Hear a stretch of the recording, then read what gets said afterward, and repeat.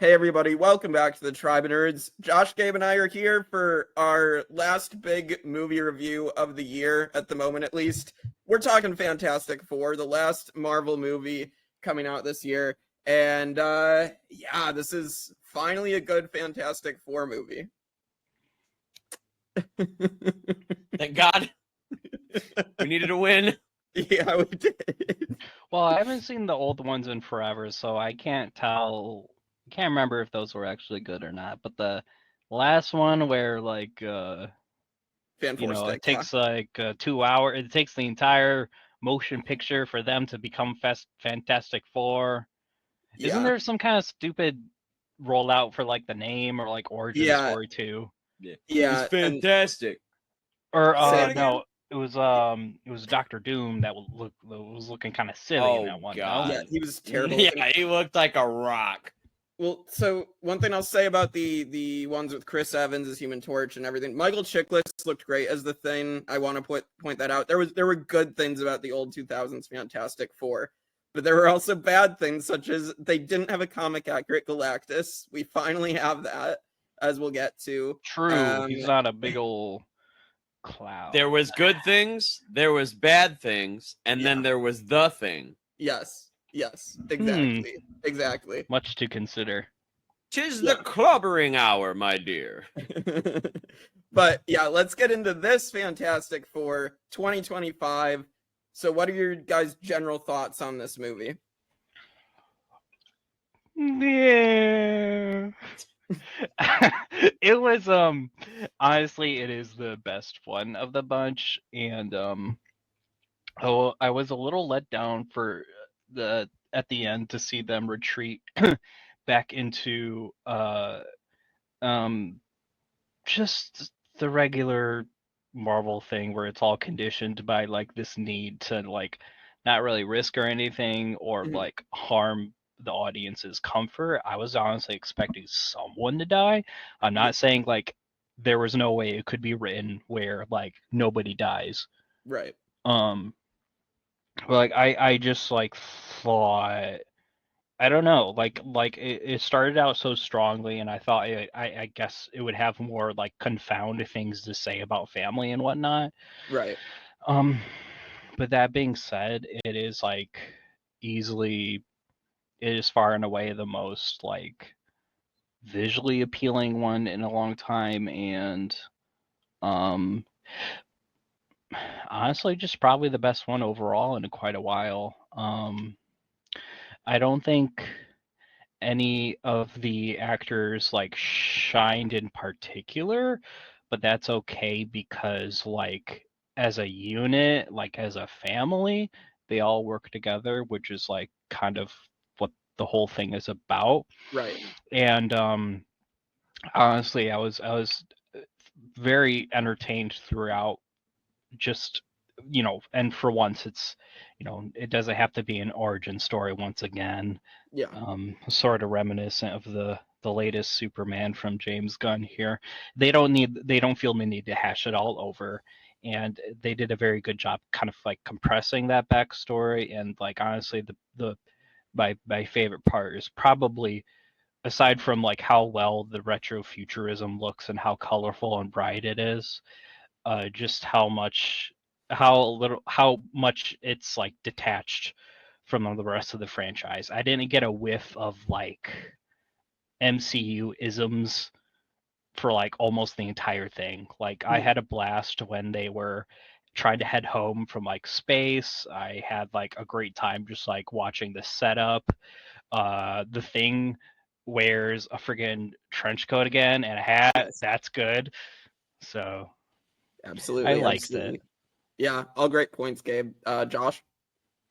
Listen, I liked this movie a lot. To be fair, they name dropped one of my favorite countries in Marvel in general. So I got pretty and that was like 5 minutes into the movie. Yeah. So from that point on, honestly, this movie could do no Subterranea? wrong. Latveria. So Latveria. Okay. So like 5 minutes into the movie, when Sue is like, we could do this, and then it pans over and you see the empty chair and it says Latveria. I literally, in the theater, it was a packed theater. I saw it the Thursday that it came out, and I literally went like, ah! And just like screamed in the air. And I'm like, we're here, finally. Like, I've been waiting for this.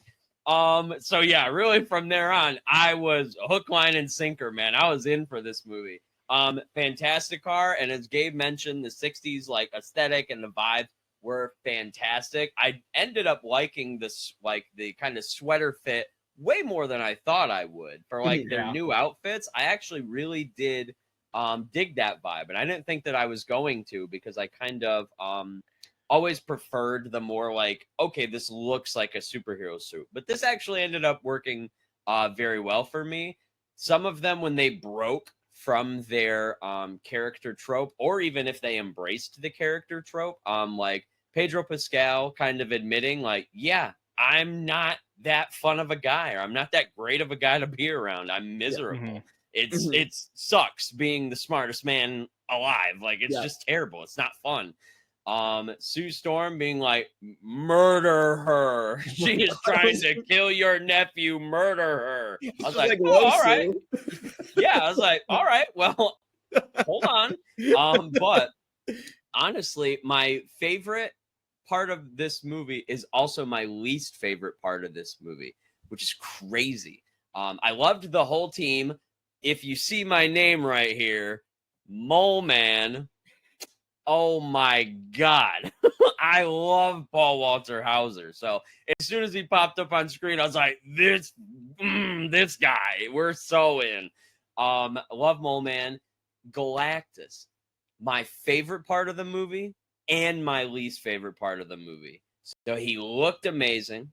He sounded even better than he looked. And I didn't know that Ralph spoke like, I knew he spoke deep. I didn't know he spoke that deep. Like, I was listening to his voice, and he was just like, when I was coming up with the voice for, and I'm like, what do you mean coming up with the voice? It's right there. You just spoke words, and you sound like Galactus. But I loved how he looked and kind of what he was supposed to be doing in the movie, but he wasn't really in it. We just kind of got a lot of establishing shots of his ship, which is hilarious, because I'm like, oh my gosh, we did Galactus right. And I'm like, oh my gosh, we barely saw him. He probably had as much screen time as the Cloud almost. Right. But like, and then the end of the movie, like, this movie took its time, and it was like, oh yeah, like, let's build up to big guys showing up and us fighting them. And then the final fight happened, and everyone was like, oh, okay, it's over? Yeah, sure. That was like 5 minutes. It was I feel like it went really fast. It did. Because like they baited him.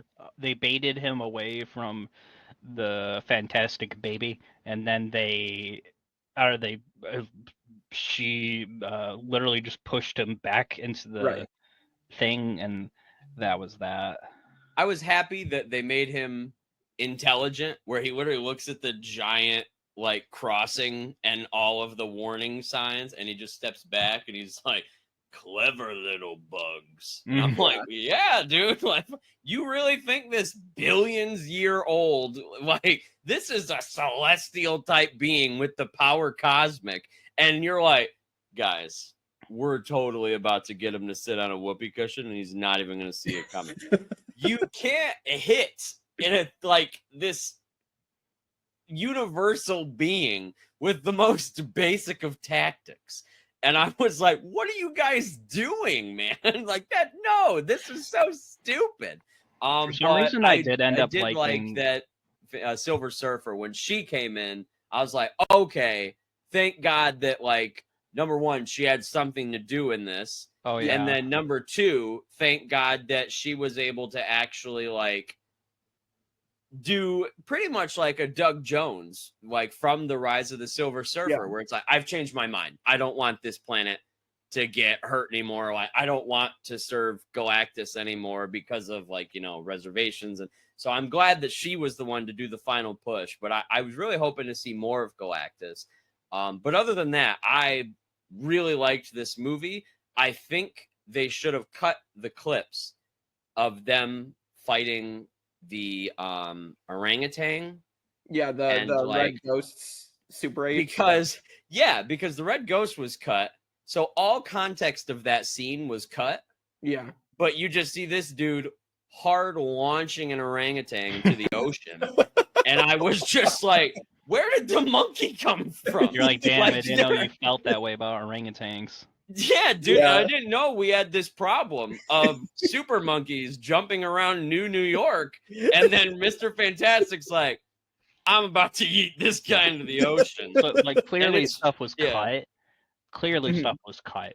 But I think like even though that this was one of my favorite parts, I think like just like the amount of time they took to figure out how to combat Galactus, like all the Yeah. time they spent like in the lab or whatever, or like Reed mulling things over, that probably chewed into runtime, which we could have used on Galactus. But then again, you wouldn't have that problem if you like were in this situation where you had to cut a bunch of stuff to begin with. Yeah. That was one of my favorite parts. I don't know what it was. I just like Galactus felt like so much more pervasive when they were like trying to like figure out how to get rid of him. I do think they could have like explored the relationship between like Reed and Sue a lot more. Yeah. Especially when it comes to like parental anxiety and Right. like, it's present in the movie, but like I just feel like it could have been the driving force of the movie. But I guess I'm just like I do agree though, is what I'm trying to say, that like Right. Galactus, there's kind of a weird lack of him. Yeah. Because like by the time they get up there to like quote unquote negotiate with him, like you see him and then he doesn't like reappear until like literally the end of the movie. Yeah. So Yeah. I thought Galactus looked pretty good. Obviously way better than the Cloud. And like Ralph Ineson was pretty good in the role. I love the moment where he hops out of the spaceship, looks at the Statue of Liberty, and then he like picks up part of the Earth. I thought he was gonna eat it at that point because I thought he was I thought he was for real gonna stuff it in his Me mouth. too. was I like, literally leaned over like, is he about to eat these trees? And like they're like, no. I'm like, oh, all right. Like, sorry. like, he eats the planet. Like I thought that's what was gonna Yeah, happen. make it look like I'm an idiot. Dude is called the Devourer of Worlds. And you don't think he's gonna eat the trees? Like what? Yeah. You think he's a picky eater? He's like, oh, let me pull the trees off before I eat my planet. Like they're tomatoes. Like, oh, Yeah. let me get rid of the foliage before. He Yeah. said, I don't like lettuce on my food. Get this off. But yeah, he was good. I think I think they could have went deeper into Reed and Sue's relationship. I do think Sue was like a big driving force of the movie with like the mother-son relationship. So like to me, I think this is the best we've seen Sue Storm, because Jessica Alba was just portrayed as like eye candy basically. Yeah. Which Like, is that's hilarious how- because she's supposed to be invisible. So, Right. Right. let's Right. get to the hot lady. I'm like, she's not gonna be in like half of the scenes. Right. She's invisible. Exactly. So and then Kate Mara again, like that entire cast just was not given anything. So Sorry, Killmonger, but you were not. yeah, Michael B. Jordan didn't get anything. Yeah.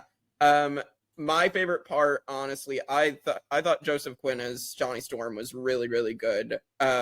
I thought for once, like, they actually showed that he wasn't just the guy who was like super into women. That he had like his own brain, like he had his own ways of helping out and knowing what to do. And I thought that was really cool to show that Johnny Storm, Which coincidentally he used to communicate with a hot alien. But yes, well that's true. He did he do it describes to her. communicate, so it did, but it, like that fits his character. But at the same time, he's also like he's smart. Like he's not just He was a classy and intelligent pimp, not just a kind of throw it all out there kind of guy.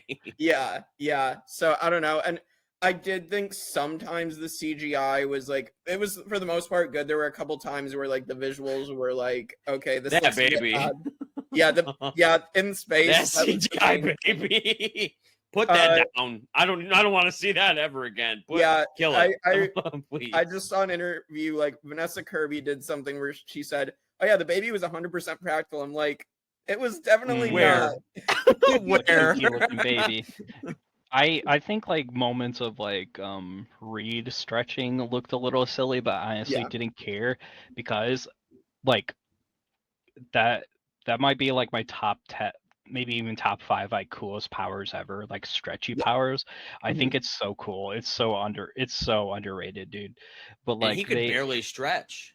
Yeah. Like, Yeah. Yeah, I he guess couldn't so. stretch as far as like most of the other versions, because like the first one, and like he didn't do as much like with his powers, or like he wasn't as I'll say he wasn't as creative with them as we've seen in the past. Because like that final fight with Doctor Doom in the first Fantastic Four, he's like, I need to hit Doctor Doom somehow. How am I going to do this? Oh, I'll turn into a ball and then Yeah. like fly at him. And then Yeah. in this one, he's like, I'm going to climb a building, and then I'm going to climb a man, and then I'm going to climb some more, and it Yeah, he just mostly does it for climbing. like he literally just does it for traversal on this, whereas like in other iterations he's like Or writing on a chalkboard. yeah, writing on chalkboard. In other iterations he's like stretching and like morphing into these like hilarious, crazy ways. Yeah. But like I guess like going back to like things that they did sparingly in this movie, like he wasn't stretching a lot. I'm like, come No. on, homeboy, let's see those stretchies. But like Yeah. he never got around to it. See the stretchies. Yeah. I Stretch! that was weird to me. I do feel like they were like, okay, we don't have enough budget to show more Mr. Fantastic doing these things, so Right. We putting it spent too all in much on Galactus. Galactus, guys. Mr. Fantastic's gonna have to stay Pedro. Yeah, we're just Right. we're not gonna be able to do that. Like they also use it for Johnny Storm going flame on, which he actually never says in the movie aside from the little action figure. Mhm. That And- surprised me a lot, Yeah, because that's like they have him say that every 20 seconds. right. And Yeah. now, like, I was like, he didn't say it at all. So here's the hoping that in Doomsday or Secret Wars, they're like, okay, we're gonna save it up for a Right. really nice, good moment that like Johnny gets to use, because I want to hear it. Right, because I mean they built up to the thing saying it's clobbering time, the whole movie, and like I figured that's what they were gonna do with Johnny Storm, but they didn't. So, also the fact that we gave the thing a beard as well, like that was Amazing idea. Yeah. I don't know. I loved it a lot, actually. Like he walked out and he's like, "Oh, it actually looks kind of good." He goes, "Oh, really?" Like, and then he just walks out with it, and I'm like, no one like, oh my god. And I know they did it in like a comic once where the Thing had like outlived Johnny, Sue, and Reed for like thousands of years. And like when they show up to that, he has a giant rock beard, and I was like, oh, that's super cool. So the fact that they put it in this one, I'm like, oh, I like that. And then he immediately shaves at the end. I'm like, okay, gotcha. Russo's didn't want the beard. Understood. Like, gotcha. Yeah, it is funny. I'm very curious what they're gonna do for their characters in Doomsday as well. And like the fact, I mean, they also just they tried to make us believe they were gonna kill Sue Storm off at the end, which I figured that I mean, we knew they weren't because of Doomsday and everything, but Yeah. Can we talk about how her powers looked? yes, Because they were phenomenal in this. Oh, dude, Yeah. I totally forgot to say something about that. I love Yeah. how they weren't like blue and silvery, but it's like that. I don't know It's what like you would light call it. refraction. yes, Yeah, exactly. was Like cool. I love that. That looked dope. Yeah.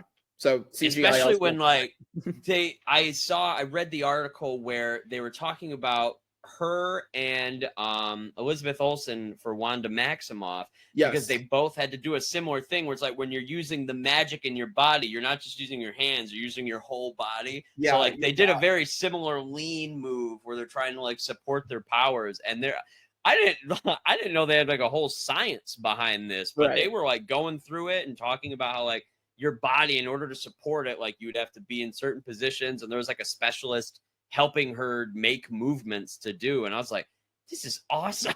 Like I was reading about it and I'm like, this is so baller. Like I didn't know they did all this. Like I knew they did something, but I didn't know it was this in depth. So I Yeah. thought it was super cool when I read that. And it was, but yeah, when she was like pushing Galactus, and like Reed's like, no, it's too much, and Sue's like, save your freaking kid, dude. Like, gotta get some balls, Reed. Get that baby out of that big guy's hand, brother. I'm telling you. And he was just like, okay. And it's funny because like I saw that so I watched someone talk about the moment where they're trying to like get Franklin and how it's like everyone on the Fantastic Four is like knocked out or they're laying down.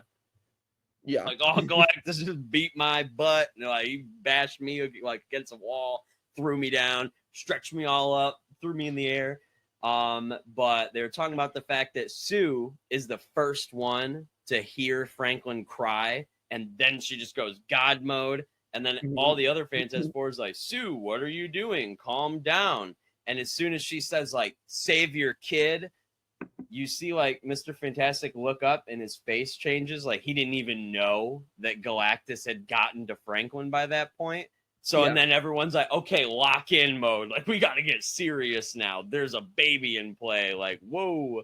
But yeah, also I was very surprised that we had Franklin actually born for a majority of the movie. I honestly thought it was going to build up. Right. And so how quickly this movie moved, because like we saw multiple seasons throughout the film, and I was like, oh, did not expect to move I'm gonna that be much real, of a year. like the part where like Franklin's being born and like they're trying to do that Interstellar-esque maneuver, that was honestly like one of the highlights of the movie for me. Like yeah, it was a cool it's moment. just like arguably one of the best like suspense is not the right word, but like tension building. It's one of the best occasions of tension building for the franchise in quite a while. Right. I was really yeah, I don't know. The overall story like kind of thinks outside of the box if you kind of think about it that way, because like the pacing like would seem kind of quick, but again, like it all just kind of feels organic, and like Josh said, it is quite surprising to see like them actually introducing Franklin. But I think it's a very good like starting point. Yeah, I mean, we haven't seen Franklin be in any other version of the Fantastic Four, so it's a cool and different spin on the Fantastic Four, and I think that's like, you know, combined with the aesthetic of the retro futurism, like I think it just a lot of that just combined to show like how different and unique this version of the Fantastic Four is. Yeah, I thought they were going to tease more of his powers, but like for now, I guess they're like, oh, he's resurrection baby, I guess. Yeah. Well, I know that like, because this one, I think honestly, they probably had that scene of Sue Storm dying and then Franklin bringing her back, because I mean, right now we're like 3 movies away from Secret Wars, and Franklin plays a very big role in the 2015 Secret Wars, where like literally after the universe is reset, he's the one who creates the new one with like guidance from his mother and father pretty much. So Franklin is building the new universe that is like created after the like pretty much paradise that Doom builds, or not really a paradise, it was pretty terrible, but the spot that Doom builds kind of just goes crazy. He's the one who creates the new universe after that. So honestly, I think they're pretty much, that's why there's a jump too, because I was surprised that there was a time jump at the end of this, which number one, the way that they used the number 4 all throughout this movie was the irony was not lost. They're like, oh, 4 years later. I'm like, everything is so specific. What? Like, but it made me laugh that they did like a 4-year time jump. And I think the reason they're doing that is because Franklin has such a big part to play. So they need to get him up to speed as soon as possible. Like we need to get him ready to start changing some reality. Yeah, I mean, arguably it's gonna get like we're gonna need it quick. Yeah, arguably like Secret Wars should feel like / Doomsday should kind of feel like the sequel to this. At least in my head. especially because Yes. Yeah. We should address this post-credit scene, this mid-credit scene, that we get Doctor Doom, which is confirmed that the Russos filmed this scene, and it was Robert Downey Jr. on set. So, oh my God. Crazy. This is another one of those moments. I cheered even louder for this scene than I did for the Latveria sign. I freaked the hell out, especially because he's holding his mask in his hand, which also confirmed to me that that means they're probably going the route where Doom just wears the armor, but he can take it off if he wanted to, but he just doesn't, which is all right. I was a fan of going the route where Doom gets the armor like stuck on him because he literally like burns it onto his body. But you know, I didn't write it, so I can get used to it. I would have but preferred that. I liked that he had, yeah, me too. I was really looking forward to him being like, I can't take off the mask. Like, no human eyes will see Victor Von Doom ever again. But it was cool to see, like, I'm not gonna lie, even I was rooting for that. It was still cool to see that mask in his hand, and then you just see Franklin like reaching up, trying to touch his face, and I was like, I swear to God, if Franklin fixes that MFer's face, like that'd be crazy. Like the whole thing ends, and Franklin's just like, your face is normal. He's like, oh my God, oh my God, this is what I wanted. But yeah, so I freaked out when I saw the green hood and the mask, and I was like, oh, we're so back. Like, oh yes, we're here, we've arrived. Victor Von Doom, God bless America. I love this place. I love this world because we have this man. Yeah. I was expecting the reveal to be a little more menacing, because like right. I get it, it's going to be a lot more ominous to people that are like, might have forgotten who he is. But to me, it's like, oh, I'm the guy in the freaky green cloak. Aren't you scared? Like, it wasn't giving me much, like, it wasn't startling to me. But I did like how almost, it was like Infinity War, where, because Sue is like grabbing a book, which is hilarious. Yeah. There were some very funny books that Franklin was reading. I'm like, all right. But I liked how you could almost tell the exact moment that Doom entered the Baxter building, because like it got dark and the lights went out, and you heard like this faint like, and it was almost like in Infinity War when the music cut and everyone was like fading away, and you just heard the wind blow and then it just stopped, and you were just like, what?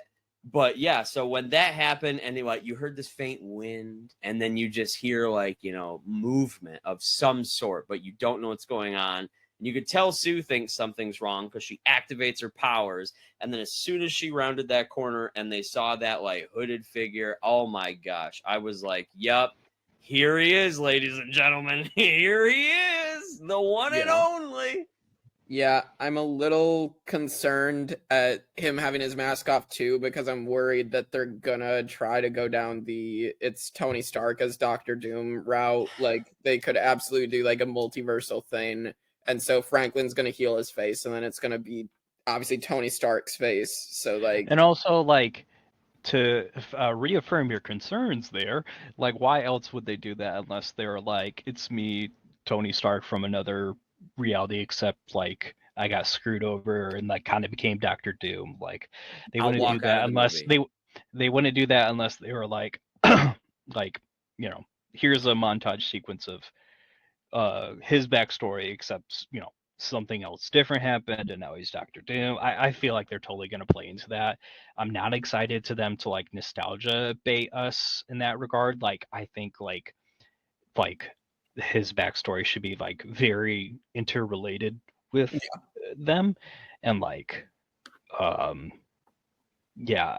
don't know, I really like Doctor Doom. I want to see a considerable amount of like story going into him, and like I guess we'll just have to see. But right, it's very hard to tell like what it's very hard to tell just going off of this little scene alone. And he's such a great character where he flip-flops back and forth. Like some issues, he's literally like, yes, he's trying to do his goal of taking over the world so that it can be a paradise. Because like if you guys don't know, Doctor Doom, he looks at all the worlds to try to see, okay, what world is a paradise, and if that world is a paradise, how do they have a paradise? And he found one example of the world being a paradise, and it was one where Victor Von Doom ruled over the earth. That was the only one where there was like a near perfect paradise. So his goal is, okay, I need to take over my earth so it can be a near perfect like paradise, and there's no war, no crime, people don't have to suffer, like it's a utopia. But he is like the overall dictator, emperor, ruler, whatever you want to call it. And sometimes he is going for that goal of taking over the planet, but other times or other issues, he is simply trying to help them save the world because he cares for his people. Like he cares for Latveria and the Latverian people. So like if someone's trying to end the world, he jumps in and helps. And he's like, no. Like we're not ending this world because that means the end of Latveria, and that's not happening, number one. So he'll like jump in and help the Fantastic Four with equations and like join their side. Even in some of like the video games, Reed Richards will be like, there's a threat coming this way. We need to stop it. And Doom's like, and I will help you. And they're like, we can't trust Dr. Doom. And Reed Richards actually like, well, actually you can, because if he thinks the world is going to end, he's going to do everything in his power to stop that from happening so that Latveria is safe. And I'm like, yes, like that's Dr. Doom. So like there's so much character potential with him. So I'm nervous that number one, they're going to do exactly what Gabe just mentioned, where it's like, oh, I'm Tony Stark. And I swear on my life, I want to see Victor Von Doom, not Tony Stark Jr., not, oh, my parents are dead. I want to see Victor Von Doom. And if they try to give me any of that Tony Stark bull crap, I will stand up and walk out of the theater, and Marvel will not receive money from any of my future frickin' paychecks. I swear on my life. And we all know how to James Gunn 100 fully percent DC forever rest of time. I won't even watch X-Men, and I love the X-Men. Reload Do not the gun, mess baby. with my Doctor Doom, Kevin. Do not mess with him. Gabe. Yeah. And also, like, I was gonna say, we know how like talented of an actor he is, but like, I also so deeply care about the character. Where like, I was really hoping they would just cast an unknown, if anything, like an up and coming star. But like, like the moment he comes onto the scene, and he doesn't have an Eastern European accent, I'm gonna flip. Yeah. Like he imagine like he's supposed to be a Latvian, and it's just RDJ talking like RDJ does. Like that's just gonna break all immersion from me. Yeah, it's a course correction because Marvel has been going downhill since Endgame, really, with the exceptions, of course, No Way Home, Guardians 3, Shang-Chi, like some of those, but they have not had a direction. They wanted to go with Kang. Apparently Kevin Feige is now coming out and saying they were already going to try to get rid of Kang, which I don't know that I believe. I think it's just a course correction because of what happened with Jonathan Majors and Quantumania bombing. Like, that to me is what happened. Yeah. And Kevin can claim all he wants, but I think they're having a hard time convincing like both investors and creative leads that it's okay to plan like one trilogy at a time. Right. You don't have to do another saga. It's like, it's okay, because that took like a considerable amount of effort.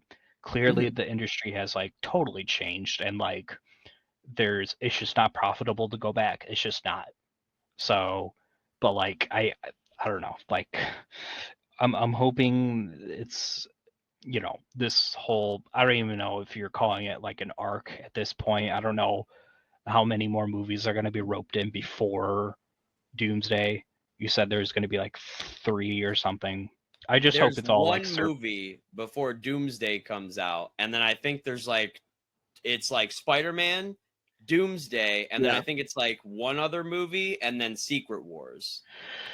Okay, so that's a lot of plot to get through, especially if they're totally unrelated. What makes me nervous is like think of how much time Thanos had and how Yeah. often we saw Thanos before we even got to Infinity War. Like he was in like the Avengers, first Avengers, Guardians, and like Age yeah, of he was in Ultron. Guardians for a considerable amount of time, way more than anybody thought he was gonna be. Yeah. And then he showed up in like 3 after credit scenes after that, just to build up the fact that he was looking for the stones. Yeah. Then we got a whole movie of him finding the rest of them and killing everyone, and then we got the finale.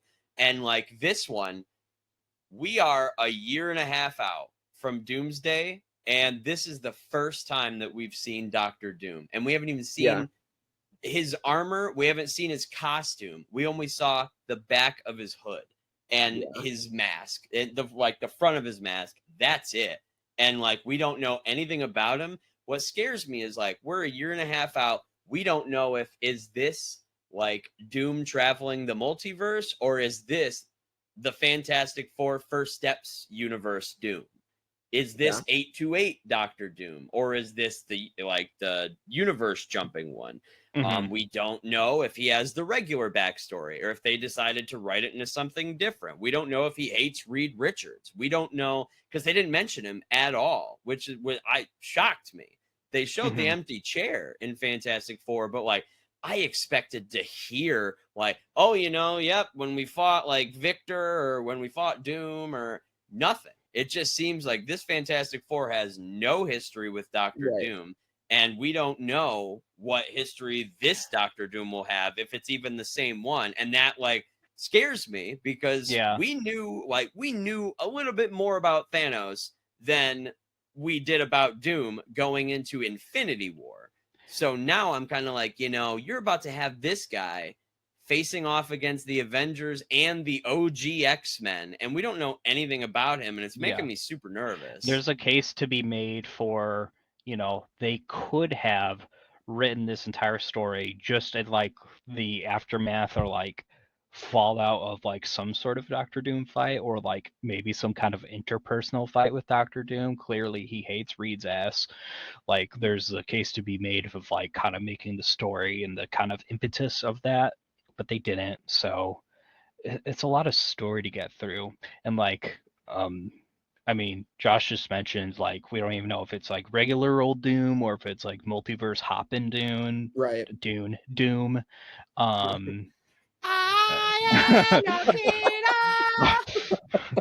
Thinking about those sandworms again. In the box. But like the Battle World Doctor Doom is like freaking scary and kooky and crazy, and I love him. And like that takes Emperor Doom. Yeah, that takes even more effort than a regular Doom. So and like it also makes me nervous that like that actress, I can't remember what her name is, but Mystique, they asked her, oh, are you done filming Doomsday? And she's like, I don't know, they haven't finished the script yet. Rebecca Romijn. That scared the crap out of me because this movie comes out next December. And you're shooting right now and you haven't finished the script yet. That's like ridiculous. that's why Marvel has been scaring me, wherein James Gunn, like everyone was warning me before I went in to see Superman, this is probably gonna be bad. And I'm like, I mean, I trust the James Gunn approach where it's finish a script, greenlight a movie, do the movie. Right. Like that's how it's always movies are been supposed to be made. Yeah, exactly. Yeah. How Hollywood is supposed to be. And then Marvel's like, man, how are we having these flops? I'm like, maybe because you have 200 different versions of a movie before you actually make it. And it's because you're rewriting the script or you haven't finished it yet, but you just jump into an idea. And like, the Russos are great. And they made Winter Soldier, they made Civil War, they made Infinity War, they made Endgame. But at the same time, they made some movies outside of Marvel too. And really, none of those have been giant hits. I mean, they had Gray Man, which I kind of liked with Ryan Gosling, but like at the same time, that's about it. A lot of the other stuff, I'm like, all right, this is so. So like, maybe they're good at writing superhero stuff, but at the same time, guys, we don't got a lot of time. If the script isn't like really done, it kind of just sounds like the post-production team is going to be firing from the hip, just kind of. And it's going to be the Brave New World disaster all over again, where they change too much stuff. And then what we get in the end is just kind of, all right, yeah, I guess we have Red Hulk now, but at the cost of a good movie. Yeah, and I don't know, because then I think that contributes again to Thunderbolts and Fantastic Four maybe not breaking the box office like they should be. I mean, Thunderbolts probably was never going to anyway, but like the fact that Thunderbolts actually turned out to be as good as it was, and then like it still flopped, like I don't. US Agent alone should not have let that movie flop. That man is amazing. But yeah, I don't know. I just I hate as well like the direction Marvel has gone in the past few years. But hopefully it'll start to look up. But I keep saying that, and then they come out with something like Ironheart, which just isn't great. And then I'm just like, man, Tony Stark was rich. That was a superpower. And my favorite clip is when they cut in the Tony Stark built this in a cave with a box of scraps. And I'm like, yeah, he was literally at his lowest and had no resources. Yeah, and he made the suit. Yeah, like I like Eldon Ehrenreich. I obviously Sacha Baron Cohen as Mephisto. We've been waiting for that since WandaVision, whatever. And I like the actress who plays. Is that her name? Dominique Thorne. Yeah, she's amazing. Her acting is amazing for Ironheart. But yeah, the direction they went with the character just didn't work. My favorite part of the show was Mephisto, and we didn't get that till like what, the finale? Like always, because they always have to drop like the surprise villain in the finale of the show. Yeah, even though, hey, hear me out. In a superhero story, the whole point is knowing who the villain is. Yeah, like, exactly. If I'm going in to watch Superman, guess what I knew? Oh yeah, the villain's Lex Luthor. That's what we got. Like Spider-Man, we went in, we're like, oh yeah, hey, Vulture. He's going to fight Michael Keaton. Yeah. Crazy. Exactly. It's very possible they just aren't aware of how much they need to rizz up Doom. Yeah. Which, like, that terrifies me. They need to rizz up more of their villains in general. Yeah. They just, like... They've I think I know exactly what you're about to say, where they've always had a villain problem. And I 100% agree with you, because the only, like, successful villains they've had, like, Ronan the Accuser was half in there. He was good, but like could have been better. Yeah, he could have been better. Thanos and Loki are like the two most popular. Technically, Winter Soldier counts as well, but I usually leave him off the list because he's a good guy now. But the two most popular villains they had that they actually brought back are Thanos and Loki. And really, Thanos is dead. And Loki is, out there tree hugging in the universe and holding on to a bunch of ropes and keeping everything together. Yeah. So really, and he's a hero now. So we don't even have him anymore. He's gone too. Yeah. Vulture, I think he's in Morbius, so we can't see him anymore. But like, God knows where Adrian Toomes is at. Yeah. Thank God we're getting Scorpion. That's the one Marvel villain we have left right now. Yeah, Mysterio's dead. Green Goblin's back in his own universe. Like, I mean, we don't have anybody left to fight, Baruki. We're done. Yeah, I know. Just shut the doors. I know. I just I want to talk about Spider-Man because like the news just broke. I think we've discussed everything from Fantastic Four. So before we end this, Fantastic Four. Yes, let's talk about Spider-Man a little bit. The suit teaser dropped. We're all wondering because we know Tobey Maguire's movies are re-releasing in the fall. So like in a month or two. So that's exciting, including extended cut of Spider-Man 2. Heck yeah. It's got the built-in pads and everything.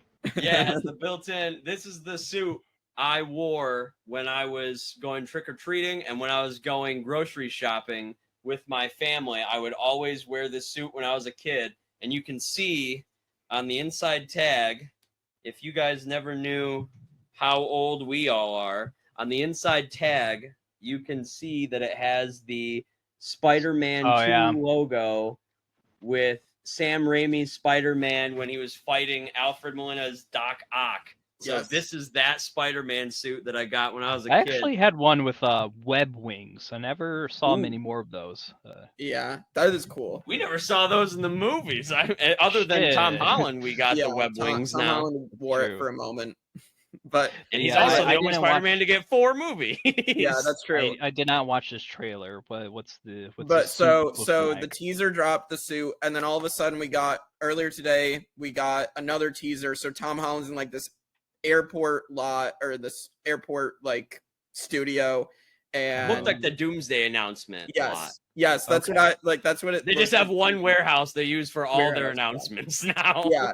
So Tom Holland, the doors start opening. Tom Holland comes out in the suit. It's like very similar to the No Way Home suit, maybe a couple key differences, but it's basically the No Way Home suit at the end. Uh-huh. And Tom Holland says, "All right, let's go." And basically, yeah, teaser for Brand New Day. They just came out with the announcement. Michael Mando's returning as Scorpion officially. Thank God, because that post-credit scene from Homecoming has been sitting there for almost a decade. Mhm. That was 8 years ago. Like, it's insane that should not have lasted this long, and gives me hope that maybe Doctor Strange, Mordo, our actual Mordo, will return at some point too. But who knows? Good luck, Baruka. You're good luck, bro. I mean, we finally got Scorpion back, so we can hope. But yeah, so that's basically the announcements for Spider-Man Brand New Day. I mean, it's exciting. So you guys have any other thoughts on? I think it's exciting. I think like inverting a lot of, because like he's a flagship character, obviously. Mhm. I think inverting his entire frigging comeuppance in the franchise, like having him fight like Thanos and whatnot, like in his first few appearances, as opposed to, and like I get it, it's a totally different approach. They didn't want to hash it all out, but kind of skimping over Friendly Neighborhood Spider-Man is going to create a weird dynamic going forward. Right. And the best approach now is probably just to maybe just lean into that sense of familiarity. Right. They have already kind of done it with Fantastic Four, where they don't really go over their story again. Maybe going forward with Tom Holland's Spider-Man, they're going to be like, it's the Peter where he's like college / post-college and everything sucks. He's broke. Like, Yeah. that's good Spider-Man for me. But Yeah. that's kind of a good territory to be in, I guess. Yeah, I don't know. Things. It hasn't been an easy like roadmap to narrow down. I'm sure, like obviously they had to secure the rights to Fantastic Four. That's why it took so long. Really, it's just a question of like, are they gonna write the friggin' thing? Like, are they actually going to Right. do the writing when they need to? Like we just mentioned. So Yeah. hard to say. I think it's hard to screw up a solid Spider-Man movie going Agreed. forward, but yeah. Yep. Yep. Josh, any other thoughts on Spider-Man? Yes. So I did. The first thing I noticed about the suit is that we have raised webbing again. Yeah. So the webbing is finally. Yep, it's back. We got it. It's back on the suit. So it looks great. One odd thing I noticed: the logo looks a little low. Like usually the logo's up here. Mm-hmm. The logo's like right here. So it was down further a little bit, and the literally first thing I went was, and I was like, that's a little low for the logo, like especially with the logo not being like as big. But maybe that's just how I'm used to seeing it, because with Andrew and Toby, their logos were pretty big. Yeah. So it's like, oh, okay, it's gonna take up more room. So that might be why I just always thought there was more up at the like near the top of the suit. But I think it looks really good. I think that they might not explain it. They might. I hope they do. Where they're like, hey, he just fought with 2 other Peter Parkers and he loved those guys. So I think they're going to play the card of like, he took inspiration from their suits and mixed it together. And that's how we got the suit that he's going to be using. Main man, Kevin the Assassin Feige came out and said that this movie is going to be like more street level. Yes. Thank God. We're going to get, like, as Gabe mentioned, the Friendly Neighborhood Spider-Man. We're like, okay, we're ground level now. Like, we're going to be fighting more of your Kingpins or, like, your Tombstones. We're going to be getting them instead of like, hey, we're gonna get your Thanos. But I do think it's hilarious. I did on my channel, I asked the question, so I'm curious what you guys think. Tom Holland was not in the Doomsday announcement. So do you think that at the end of the Spider-Man movie, they're going to announce that he's in Doomsday? Or do you think that they're just going to say he will return? Or do you think they're going to go even crazier and say that he's going to return in Secret Wars before Doomsday even comes out? I think he'll probably return for both, unless he just does Secret Wars. But I think people that will be announced, I think Tom Holland, I think Chris Pratt, I think Star-Lord's coming back, I think Doctor Strange, I think Captain Marvel, and did Iman Vellani already get announced as Miss Marvel? I can't quite remember. That's a great question. Yeah, I don't think so. Okay, I think those probably are likely to get announced in a second announcement. And I was a little salty when I they think didn't there's- announce Tom Holland in that, because Yeah. you guys know I'm a big Spider-Man guy. I like Spider-Man.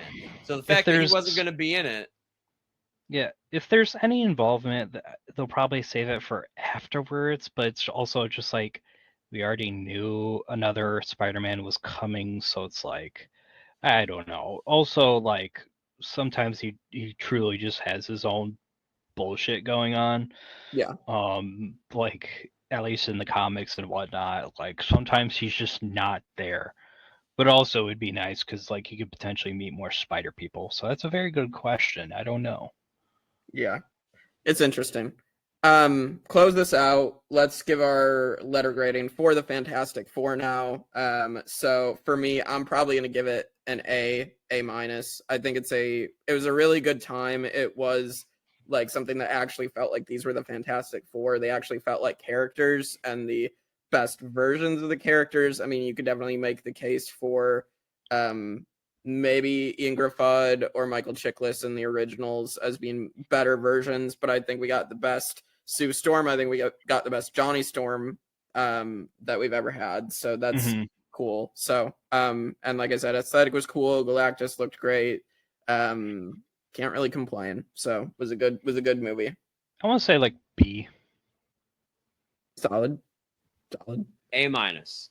They would have gotten an A if I would have gotten more of my favorite World Devourer. That's True. All right. Well, that is what it is. And we got Fantastic Four done. And now, I mean, we might cover more movies at some point, but I think we're going to be done for a while in terms of covering big movies. So you'll see us again next year for more big movie reviews. So subscribe to the channel, like, share, comment, all that good stuff. And we'll see you all next time on The Tribe of Nerds.